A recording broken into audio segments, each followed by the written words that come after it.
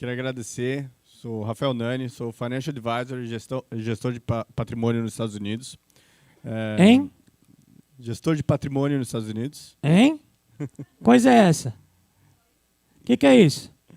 Bom, gestão de patrimônio nos Estados Unidos, ele engloba toda a parte de planejamento, né, em que a gente guia o cliente nesse mundo financeiro, nesse universo financeiro, onde existem milhares, bilhares, infinitas ferramentas em que a gente tem que entender toda essa complexidade.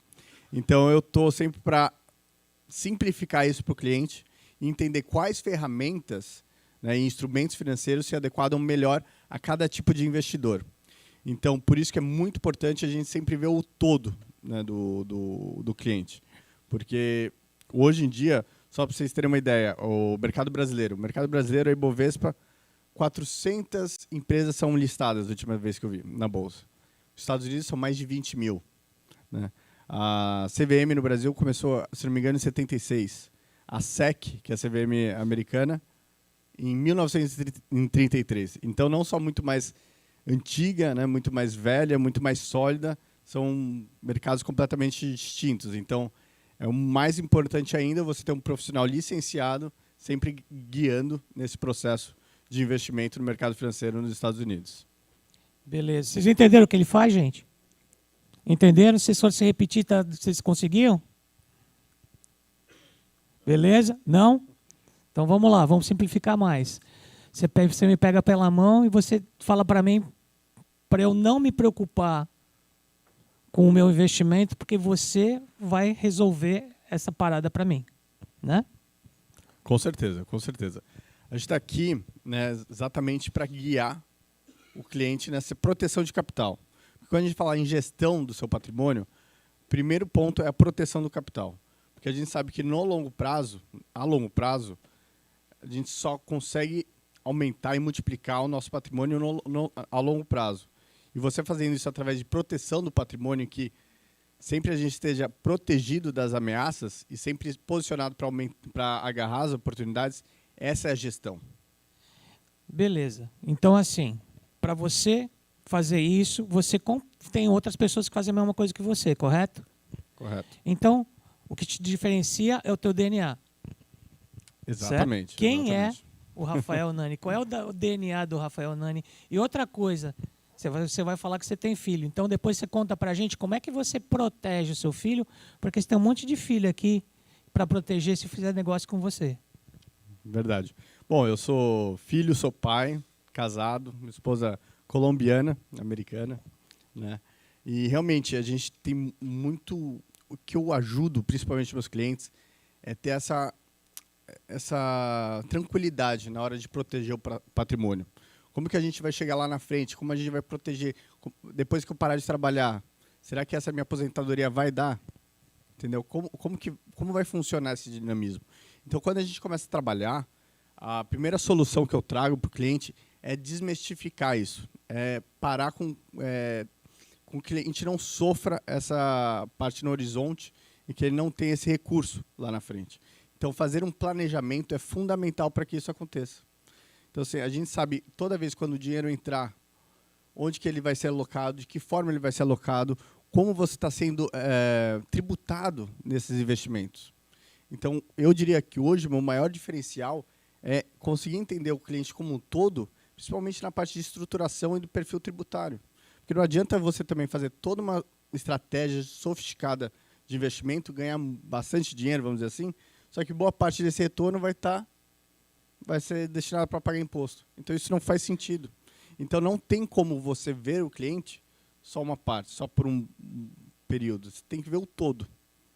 É exatamente isso. Vai um pouquinho mais em cima disso, porque quando você fala ver o cliente como um todo para mim é muito. Eu sou um cara meio xarope das ideias, sou meio complexo demais. Como é que você vai ver um xarope que nem eu? Qual é o todo que você vê? Perfeito. A gente tem que sempre quantificar o perfil do cliente, perfil tributário do cliente, né? Qual o cenário que ele está envolvido, né? Qual a área de atuação desse cliente, onde que está o patrimônio, que tipo de risco ele está exposto. Né? Porque nada mais é do que a gente começa a fazer uma análise de risco e que o cliente se encontra. Então, a gente começa a balancear isso. Né? E no longo prazo, tendo essa proteção de capital, faz total diferença. Tá. A programação neurolinguística diz que o teu mapa pessoal não é o terreno. Ou seja, o que eu vejo como a minha vida, o que eu vejo como meu dia a dia, não é a verdade tua ou a verdade que está aí fora. Como é que você consegue trabalhar com esse tipo de perfil? Porque cada um enxerga a sua realidade. Como é que você consegue integrar uma realidade maior, que é a realidade tributária, que é o que você faz, à realidade do cliente? Então, Peter, a gente sempre começa na parte da estruturação, né? Ele tem uma estrutura, ele está protegido, né? Um trabalho que eu também faço junto com a Carol, a parte de estruturação e de planejamento tributário, porque a gente tem que proteger os ativos do cliente, como que ele vai ser tributado, né, nessa parte de investimento, né? Como que vai ser qual é o objetivo, onde que ele quer chegar, qual o horizonte de tempo desse cliente. Porque às vezes não é só a tolerância a risco que a gente tem que ver. Ele tem tempo para investir? Ele não tem tempo? Né? Ele tem uma sensibilidade a risco? Ele vai acordar no dia seguinte, se tiver lá -5, -10, ele vai conseguir dormir? Entendeu? Isso é mais importante. A gente tem que entender para que a gente faça a gestão ativa de forma aliada com as expectativas e o objetivo do cliente. Tá bom. Beleza, entendi o que você me falou. Mas, cara, o dólar tá 5-1, cara. E aí? Tá duro pro meu bolso. O que você fala sobre isso? Então, é muito engraçado, né? Quando o pessoal me pergunta, o dólar tá alto. Mas eu falo, calma aí. O dólar tá alto ou o real tá baixo? Vamos começar por aí. Porque quando a pessoa fala, o dólar é muito volátil. Eu falo assim, calma, não. Aí eu tenho que discordar, né? Eu falo assim, não. O que tá volátil é o real. O dólar é uma moeda forte, uma moeda sólida, né? E a gente tem uma tendência que nos últimos, imagino, 20 anos, o real se desvaloriza 8% ao ano. Né? Você vai pagar vezes 5, mas você vai ganhar vezes 5, né? Exatamente. Muitas pessoas falam sobre ganhar dolarizando. Eu já não vejo mais você ganhando dinheiro dolarizando. Acho que você está protegendo seu capital. Vamos fazer o seguinte. Hoje a gente tem uma vida, a gente tem usa marcas de roupa, né, importadas, vamos dizer. O dólar, o dólar influencia em tudo na nossa vida. Marca de roupa, celular. Por exemplo, vou dar um exemplo aqui, o iPhone. O iPhone, quando ele foi lançado, ele custava $600, certo? Hoje, depois da inflação americana e tudo mais, é 800. Agora vamos ver em reais. Quando lançaram o iPhone, quanto que era em real? Vocês lembram? Era R$1.000. O iPhone era R$1.000. Quanto que está hoje o iPhone? O iPhone 15 lançou agora. 13. Sei lá. Acho que dá uns 15, né? É isso que eu falo. 15, né? Faz sentido. Então, assim, para você manter a sua qualidade de vida, a dolarização é fundamental. Porque nossos custos, mesmo aqui no Brasil, eles são impactados com dólar. Gasolina. Olha a gasolina. É o dólar. Mas como é que você vê essa relação? Você acha que vai ser assim para sempre? Como é que você vê a história do câmbio? Muito legal. Eu vejo da seguinte forma. Eu entendo muito na parte de interesse. Né? Onde que está o interesse?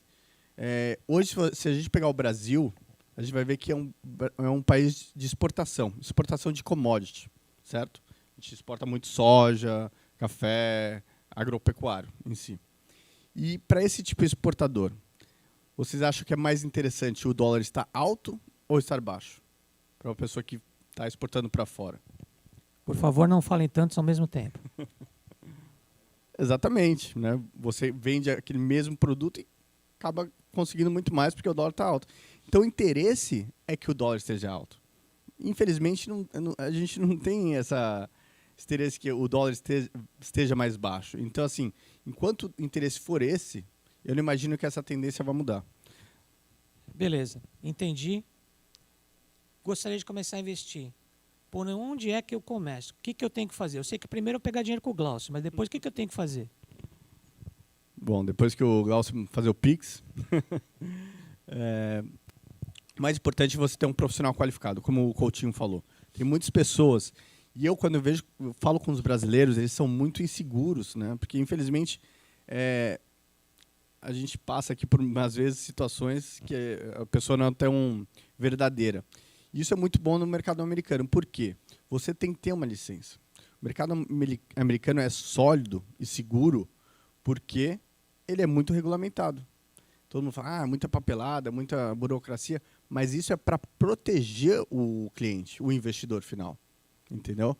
Então, assim, o mais importante é você que esteja com um profissional qualificado, licenciado, inclusive as licenças, a maior parte das licenças você pode consultar isso nos veículos de cada. Por exemplo, eu como Financial Advisor, eu sou pela FINRA, que é a instituição regulatória para Financial Advisor. Então, qualquer um pode ir lá, vai no site, põe o nome, você acha, você consegue pegar tudo. Se teve alguma ação contra aquele profissional, todos os históricos, se ele foi envolvido em alguma coisa. Então, assim, isso é muito transparente. O mercado americano não conseguiria ser sólido e seguro se ele não tivesse essa regulamentação hoje. Gente, é muito importante isso, porque, na verdade, a gente sabe que por causa da internet traz muita coisa boa e traz muita coisa falsa. Então, assim, por mais que a gente se acostume a fazer as coisas, até as coisas mais mastigadas, nesse ponto, vá nos veículos oficiais, cheque, perceba quem é a pessoa certa para trabalhar com você, porque, né, o preço pode sair muito caro se você fizer errado. Em relação à operação, fazer remessa ou não fazer? Como é que funciona isso? Interessante. Eu falo que a minha gestão, a gente está em todo o aspecto do cliente. Eu ajudo na estruturação patrimonial, no planejamento. Então, assim, a gente começa do começo, né?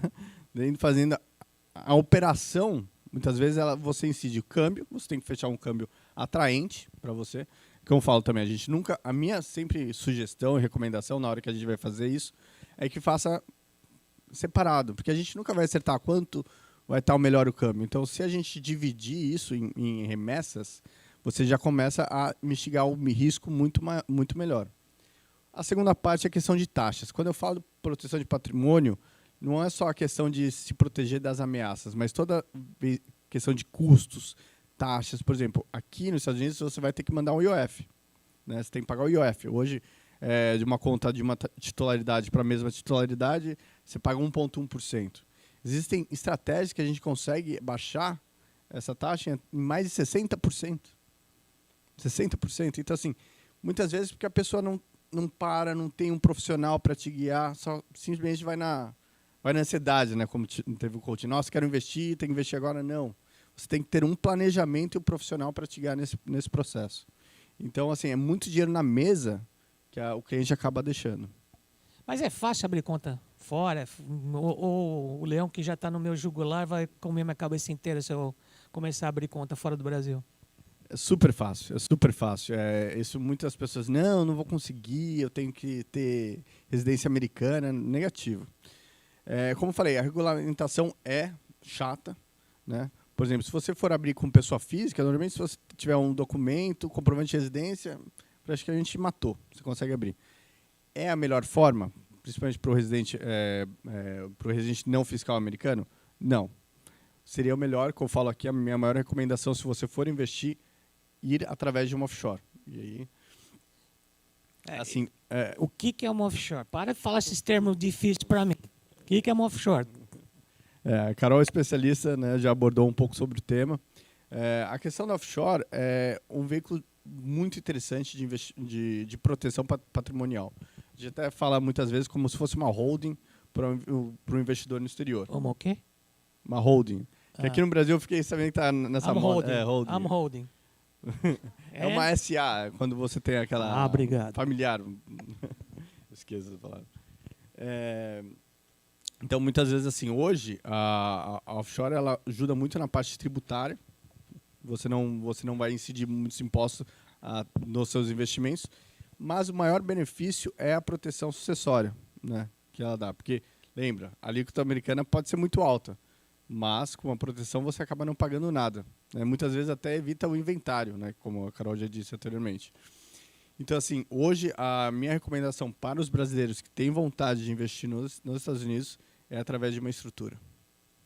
Tá, mas como é que funciona o imposto de renda, ganho de capital? O que muda com as medidas provisórias, que passou a medida provisória que passou no Congresso?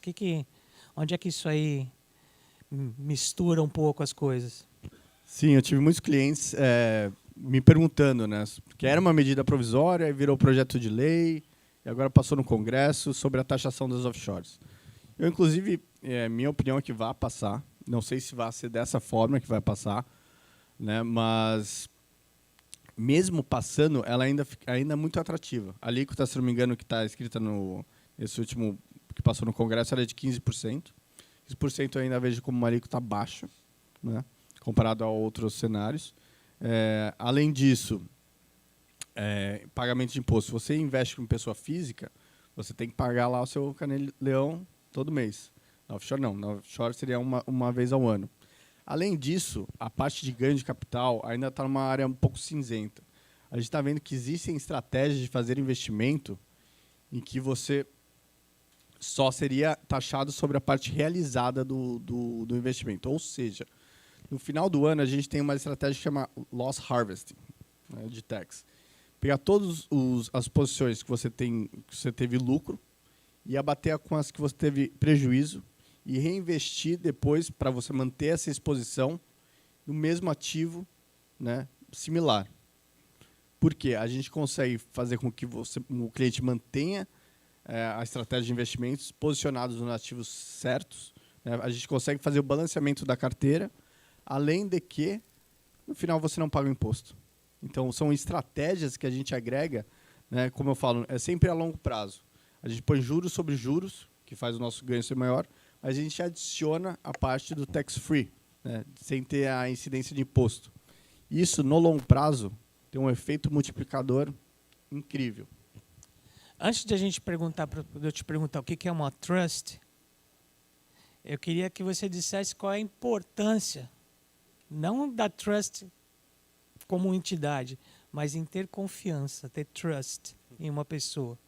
É fundamental, é fundamental. Hoje, como eu falei, é muito difícil, né? É muito difícil confiar nas pessoas, você ter uma relação. O ponto do mercado americano é exatamente isso. A regulamentação já ajuda bastante, porque não se pode fazer. E eu tenho até, inclusive, uma responsabilidade fiduciária com o cliente. Hã? Para de falar termo. O que é isso aí? Tá me xingando? Fiduciário, o que significa? Eu sou obrigado a coletar os dados do cliente, saber o perfil, tolerância a risco, horizonte de tempo, entender. E toda a recomendação que eu fizer a esse cliente, se depois não der certo e ele provar que essas minhas recomendações não foram em linha com o perfil dele, eu respondo com meus próprios ativos. Então, assim, nos Estados Unidos, o negócio é mais embaixo, que eu falo, é realmente muito mais sério. Então, essa responsabilidade fiduciária é uma boa aliada ao investidor, mas o que eu falo é sempre uma questão de comunicação, né, com o cliente, entendendo o cenário, entendendo os objetivos, onde que ele quer chegar. Então, esse contínuo, né, esse planejamento, é um trabalho contínuo que tem o cliente. A questão da trust é como se fosse uma offshore, vamos dizer assim, né? É um instrumento jurídico que muitas vezes ajuda na parte sucessória também. Nós recomendamos esse tipo de estrutura para clientes que são maiores, vamos dizer assim, tem um patrimônio muito mais... porque é uma estrutura cara. Então, se não tem um patrimônio nesse nível, vamos dizer assim, de 5, 10 milhões de dólares, a gente já não faz mais tanto Don't sentido. trust.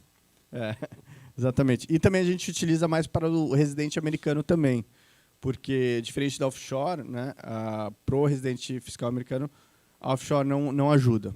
Então, a gente tem que partir para uma outra estratégia de estrutura que segue a trust. Beleza, entendi o que você faz, gostei do jeito que você falou. Como é que eu te contrato? Como é que isso funciona? Quanto custa? Ninguém ouviu quanto custa, né, quando falou do serviço. Ninguém nunca ouviu a primeira pergunta, você, quanto custa? Não, perfeito. Gosto muito dessa pergunta, porque aqui no Brasil, a gente está muito acostumado a vender investimentos. Vender investimento aí tem aquela cobrança de comissão a cada ativo que você compra e vende. Então, muitas vezes, né, as pessoas querem que você compre e venda nem sempre pelo bem do cliente, mas porque é interessante para o profissional. Nos Estados Unidos é diferente. A gente eu vendo uma gestão. A gestão é uma taxa anual cobrada sobre o ativo investido, né, parcelado em 4 vezes. Então, vamos dizer assim, $1 milhão a gente cobra 1%, Então, a cada trimestre é uma média ponderada da carteira naquele trimestre. Então, 0,25 a cada trimestre. O que é muito interessante, porque faz com que nós estejamos do mesmo lado do cliente. Nosso objetivo é que o patrimônio do cliente cresça, não simplesmente comprar e vender ativos. Porque nesse nosso modelo, você pode comprar e vender ativos quantas vezes for necessário e não tem nenhum tipo de cobrança. Então, isso é muito legal, né? Fazer essa gestão, vender esse serviço, isso é o mais importante. Como que a gente vai cuidar desse patrimônio no longo prazo? Como que a gente vai proteger esse patrimônio? Então, isso é fundamental. Cara, você podia ter feito tanta coisa na sua vida. Podia ter sido cantor de rock and roll, podia ter vivo piloto de paraglider, jogador de futebol. O que te levou a querer ser um gestor patrimonial? Muito engraçado. Eu, na minha história, eu comecei a fazer essa gestão, inclusive, da minha família. Lá, eu nem estava na faculdade ainda, que eu abri uma offshore, construí uma offshore, uma trust para minha família, e nem sabia o que eu estava fazendo na época, né? E isso tudo acabou me levando para esse caminho. Eu comecei com da minha família, dos familiares mais próximos, de amigos. Enfim, o meu background, né, o meu histórico sempre foi de empresário, nunca foi no mercado financeiro. Eu sempre fui desenvolvido como empresário. Então, assim, essa experiência em gestão de patrimônio e, né, meu conceito empresarial nos Estados Unidos, isso me ajudou muito a seguir o caminho que eu estou seguindo hoje, que é ajudar as pessoas a protegerem o patrimônio. Depois de trabalhar tanto, conseguir aquele bem, e depois você está chegando perto de uma aposentadoria, você sente que os investidores sentem. Eles sentem, poxa, já não tem mais tanto tempo para trabalhar. Se eu perder, eu não tenho mais tempo para recuperar aquele patrimônio. Então, você orientar o cliente, então, assim, você mistifica os riscos e ele entende qual vai ser o retorno. Ele entende o planejamento, porque no final é uma ciência que está ali, que a gente engloba. Então, isso deixa com que ele fique muito mais tranquilo, porque ele sabe o que vai acontecer lá na frente. Não vai ter surpresas. Esse é o nosso objetivo. Pergunta para você, como é que você se sentiria se amanhã se acordasse, soubesse que o seu dinheiro está sendo empregado de uma forma em que você tem uma sobra, que você consegue pagar suas contas, que você consegue honrar, né, a sua palavra em negociação e ainda consegue, através de uma análise mais profunda, ter alguma sobra na tua conta? Você se sentiria bem ou mal? Eu, que sou mais bobo, me sentiria bem. É isso que você faz? Exatamente. A gente pensa, para você investir, você tem que ter dinheiro, você tem que ganhar muito dinheiro. Não, vamos lá. O mais importante é você ter que gastar menos que você ganha.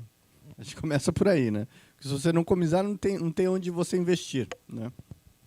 E o planejamento, a gente faz tudo isso. A gente consegue ver todos os gastos do investidor, toda a renda, fazer o planejamento a longo prazo, quais tipos de investimentos nós vamos fazer, em quais contas vamos fazer. Porque nos Estados Unidos, aqui, lá é parecido com PGBL, VGBL daqui, a gente consegue colocar investimentos numa conta de retirement, de previdência, ter essa dedução do seu imposto, e todo o dinheiro que está naquela conta, ele cresce tax defer, que a gente chama, sem ganho de capital.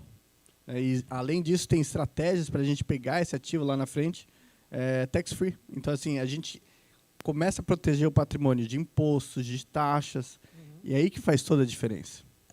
Gente, se vocês deixarem, eu vou continuar perguntando aqui até amanhã, entendeu? Mas eu tenho certeza que vocês também têm pergunta para o Rafael, então agora é hora de vocês perguntarem.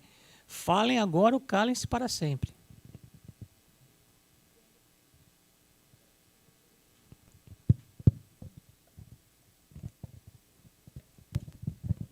Bom dia. Se apresente, por favor. Ribeiro. Né? O que você faz, Ribeiro? Sou funcionário público. Por que eu investi na Bolsa lá nos Estados Unidos e não aqui? E qual o valor mínimo? Como você falou, não preciso ter dinheiro, mas tenho que me programar. Qual o valor mínimo para mim começar? E sua consultoria? Depois eu falo como é que é valores, tudo. Como é que a gente tem esse... Porque você falou uma coisa aí muito certa.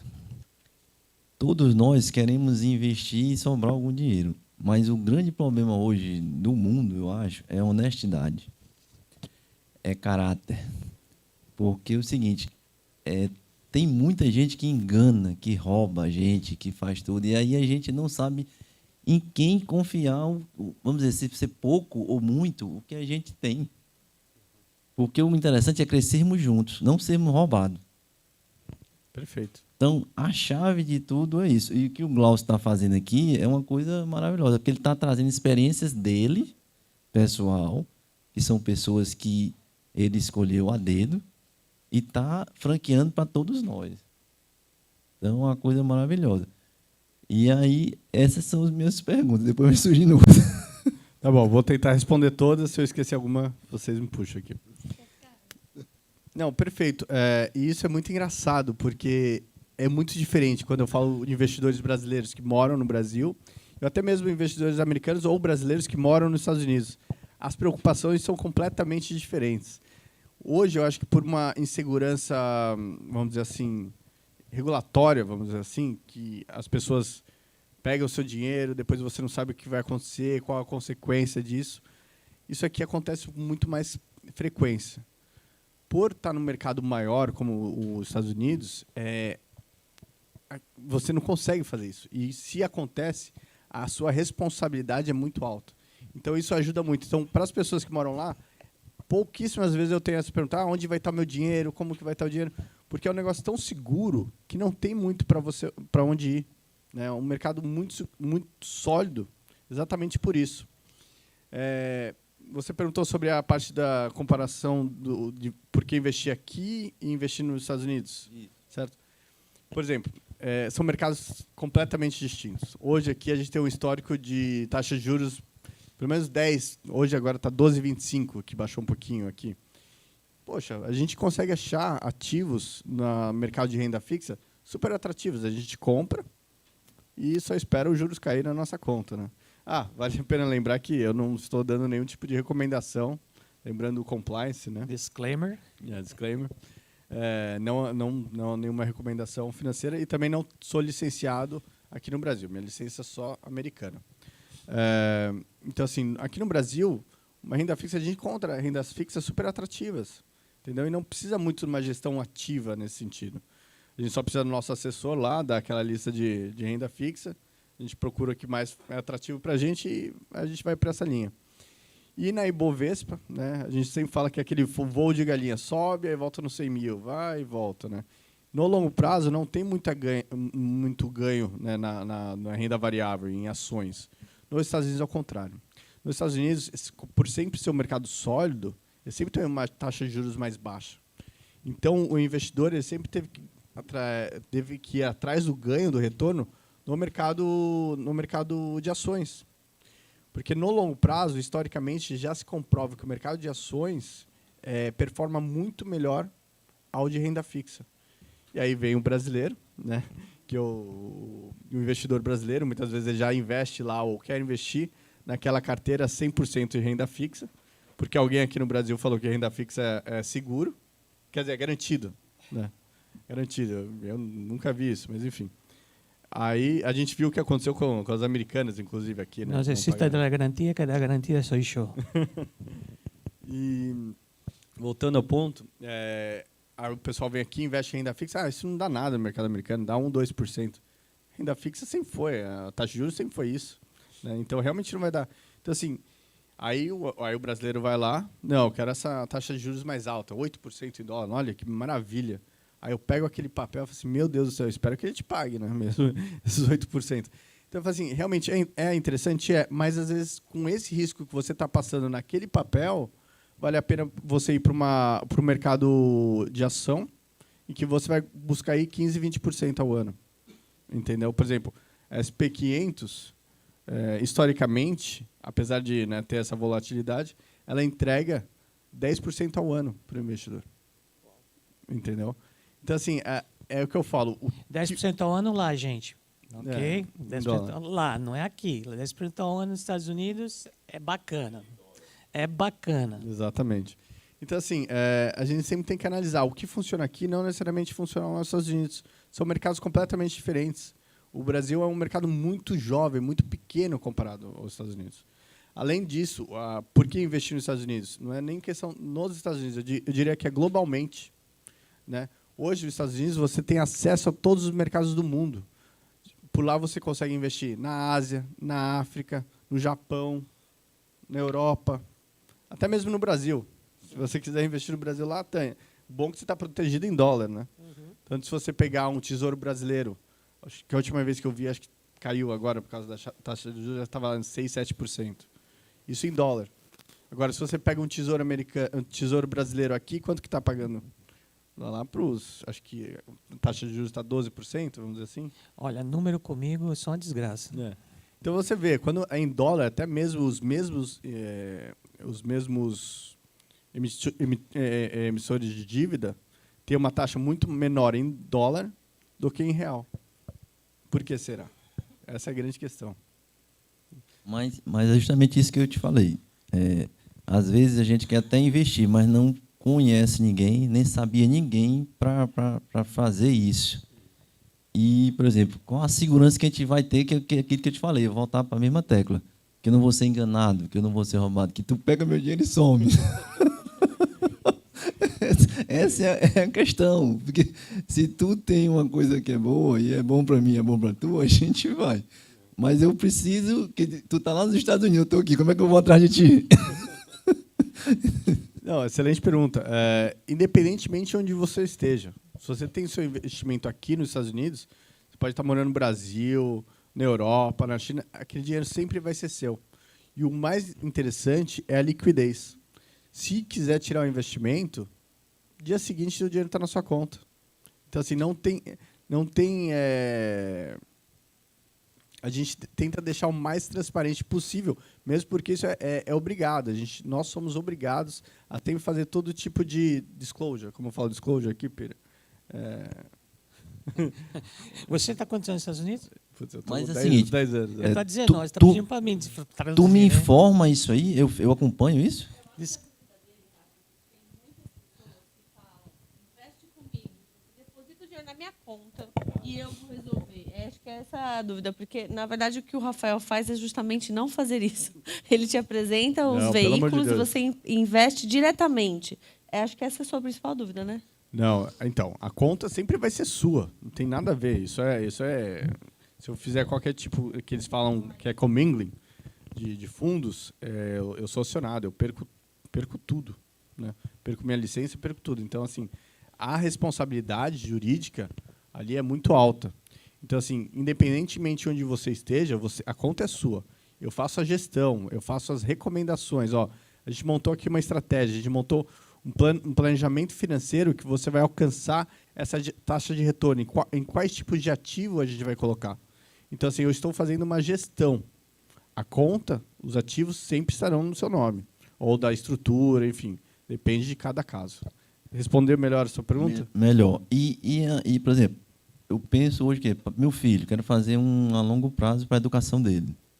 Aí o que eu vejo hoje no mercado, só o Tesouro Direto é o que me dá alguma rentabilidade melhor. Mas teria lá, eu poderia investir lá, seria melhor. Eu pegar o dinheiro que eu pego, eu boto para a educação dele, em vez de eu deixar assim, eu investir na bolsa contigo, tendo essa consultoria tua. E a tributação, como é que ficaria? Excelente pergunta. A gente faz muito isso, principalmente para quem tem a residência fiscal americana. Inclusive, tem uma conta que chama 529, que é 529. É uma conta, todo o dinheiro que você coloca lá ele não é dedutível do seu imposto. Ele cresce sem você ter que fazer ganho de capital, ou seja, você consegue fazer uma realocação na carteira. Você não paga ganho de capital. E lá na frente, quando você retirar esse investimento, que for para a educação, tudo que for ligado que é o tuition, né, que é a matrícula, às vezes gasto para moradia, muitas vezes, para morar na faculdade ou ter onde ficar, todo esse gasto, alojamento, todo esse gasto, você consegue pegar esse ganho totalmente livre de imposto. Então, até mesmo as regulamentações, a legislação, ela auxilia, né, ao investidor também para a questão educacional. Também tem contas desse tipo de previdência, tem contas desse tipo de que mais? Educação, de saúde, muitas vezes. Porque lá nos Estados Unidos, seguro de saúde muitas vezes é diferente. Você tem que, às vezes, gastar até certo ponto e aí depois a seguradora ela completa o resto. Então você consegue criar uma conta para ter esse dinheiro que você não está coberto, para que seja investido. Também dedutível de imposto, cresce sem ganho de capital e na hora de utilizar para a saúde também livre de imposto. Então a gente utiliza, como eu falei, qual o seu objetivo? Longo prazo? Tipo de ativo, tesouro, não seria tão atrativo. Hoje, nos Estados Unidos, na gestão renda fixa, a gente usa para proteger o patrimônio, não para acumular o patrimônio, né? Então, aí a gente tem que ir para... Se a gente tem um horizonte de tempo legal, poxa, vamos ser um pouco mais agressivo, né? Mas, porque no longo prazo, apesar da volatilidade, no longo prazo o ganho é muito maior. Hoje, se você pegar a Nasdaq 100, são as 100 maiores empresas de tecnologia nos Estados Unidos. Ela cresce uma média anualmente de 15% a 20%. Entendeu? Mas, às vezes, né, como dá uns recuos, né? Eu acho que ano passado caiu uns 30%. Então, você tem que estar com essa tolerância. Por isso que a gente tem que entender o perfil. Ele vai aguentar essa queda na carteira, mas no ano seguinte caiu 30%, no ano seguinte deu 80%. Então, assim, essa gestão que a gente tem que fazer. Então, na questão, sempre eu falo, está protegido das ameaças que o mercado vem encontrar, como essas guerras que estão acontecendo, mas sempre posicionado para alcançar as oportunidades, porque tem as oportunidades. Como a gente viu aí, inteligência artificial. Olha o ganho de inteligência artificial. Hoje, no Brasil, você consegue investir em inteligência artificial? São pouquíssimas empresas, né, que tem. É isso que eu falo. No final das contas, é o acesso. O mercado americano te dá acesso às melhores empresas do mundo a se investir. Então, ali é onde você tem maior proteção do seu patrimônio e também a maior chance de acúmulo no longo prazo. Respondeu a sua pergunta? Beleza. Novamente, meu nome é Haroldo, né? E Você faz o quê, Haroldo? eu trabalho com turismo aqui em Natal. Perfeito. Dentro da tua experiência,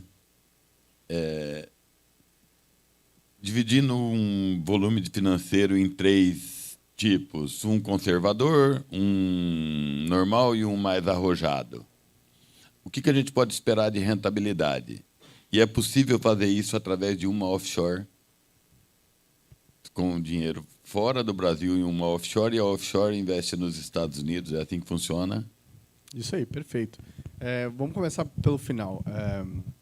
Investindo através de uma offshore. Como que funciona? A offshore ela é dona dessa conta de investimento nos Estados Unidos, só que a offshore ela é domiciliada num paraíso fiscal. Né? Paraíso fiscal, de novo, é tudo uma questão legal. Né? Não tem, é uma questão de proteção. Então, ela pode ser detentora dessa conta de investimentos nos Estados Unidos através da offshore. Esse é o primeiro ponto. Questão que todos os brasileiros me perguntam, né? Quanto que dá de retorno? Quanto que dá, né? No final, quanto que dá? É aí que eu falo, eu não vendo investimento. Eu não vendo um investimento. Eu vendo um serviço. Então, tudo depende de como o mercado vai se comportar. A gente tem estudos, historicamente, quais são os retornos que dão. Então, mais do que a questão de conservador, agressivo, por exemplo, eu posso pegar uma pessoa que tem um perfil extremamente conservador, só que ela tem tanto tempo, um horizonte de tempo de 20 anos, por exemplo, que me dá a liberdade de ser um pouco mais agressivo para essa pessoa, para ter o ganho lá na frente. Agora, a pessoa pode ser extremamente agressiva, mas ela tem 1 ano de horizonte de tempo. Aí é mais difícil. Aí eu tenho que ser extremamente conservador. Exatamente. E aí que eu falo, existe investir e existe apostar, né? Que é o gambling, que não é o que eu faço. Eu normalmente, se não tiver a longo prazo, eu acabo não pegando, porque não faz parte do meu trabalho. Quando você fala proteger, parece que alguém está te atacando. Então, tudo é uma questão de percepção. Proteger, no caso, é você fazer o melhor que você pode com o que você tem. Não é que você está sendo atacado. Em geral, quem ataca o nosso dinheiro somos nós mesmos. Né? Vamos começar por aí. Então, assim, proteger, paraíso fiscal. O que é paraíso fiscal? Paraíso para você é uma coisa, paraíso fiscal para outra é outra. Para um é uma coisa legal, bacana, para outra é uma coisa ilegal, onde você está ganhando dinheiro e é bacana do mesmo jeito. Então, assim, depende muito de cliente, né? Com certeza. Até lembrando, assim, questão de performance,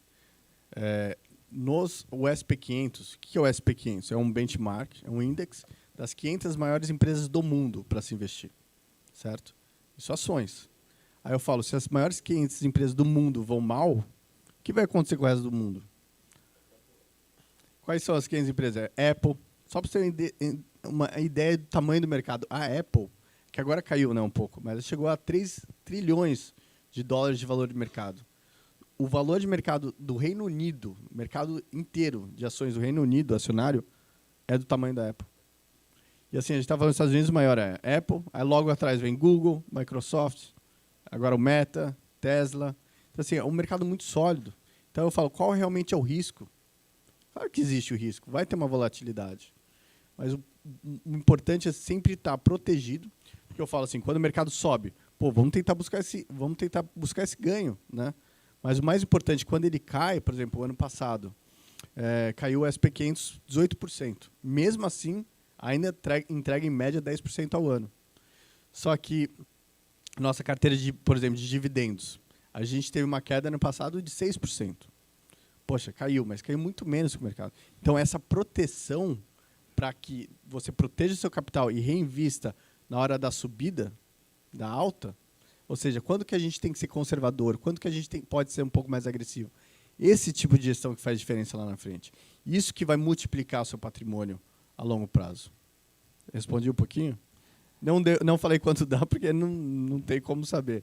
Mas é o que eu falo, é uma gestão sempre ligado e sempre esperando o que vai acontecer.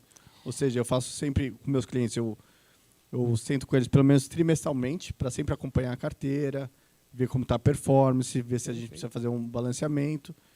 E a gente vai desmistificando os riscos e vendo onde tem oportunidade no mercado. Então, é basicamente esse o trabalho que a gente faz. E, pessoal, sempre lembrando que após a palestra, o palestrante vai estar disponível se vocês quiserem conversar. Lógico que à noite tem uma rodada mais específica de negócios no NAU, mas o palestrante estará disponível para conversar com vocês. Tá bom? Então, se vocês tiverem coisas extremamente específicas que vocês não gostariam de conversar em público, por favor, procurem o Rafael para que ele possa esclarecer algumas coisas a mais, assim como os outros palestrantes que estiverem aqui.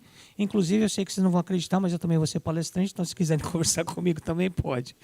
E como a Clarinha já se apiedou de mim, que eu vou fazer também o próximo... Desculpa, vocês vão ter que me aguentar por mais um tempo. Ela está trazendo umas poltronas aqui para a gente sentar ou não? Não precisa? Você vai deixar quadrado mesmo. Tá bom. Muito obrigada, gente, pela atenção. Obrigada, Rafa. Obrigada, parabéns, Peter. palmas para o Rafa. Obrigado.